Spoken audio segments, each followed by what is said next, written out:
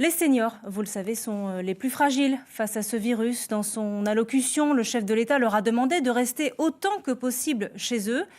Sans attendre les annonces d'Emmanuel Macron, la solidarité s'est parfois déjà mise en place entre voisins. Voyez le reportage près de La Rochelle de Mélodie Stevenson avec Pascal Épée. Ce sont des affiches que je vais mettre dans tous les halls. À une grande affiche avec les numéros de téléphone. Tous mobilisés contre le coronavirus, le message est clairement exposé sur ces affiches.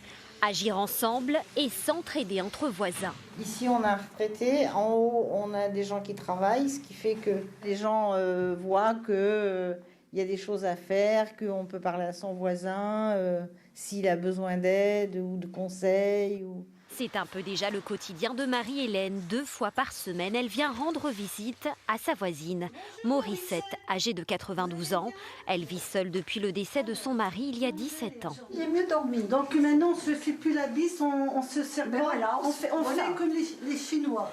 Un soutien davantage précieux avec le coronavirus. Marie-Hélène redouble de vigilance auprès de sa protégée et réitère ses conseils de précaution. Et vous faites bien...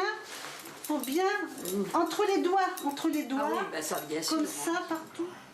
Dans cet HLM de 1962, plusieurs générations cohabitent. Marc a quitté la région parisienne et s'est installé à La Rochelle depuis 2015. Le coronavirus a modifié ses habitudes, mais l'entraide reste de mise.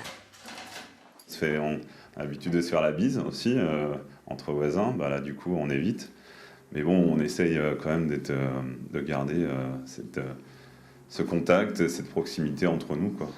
Cette initiative est le fruit d'une réflexion du bailleur social, choisi par le département comme site pilote pour aider le réseau senior.